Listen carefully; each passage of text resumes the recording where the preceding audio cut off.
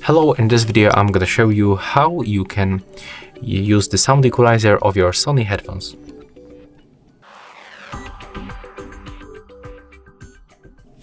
So to do this, you have to open the sound settings in the application and then scroll down to the equalizer.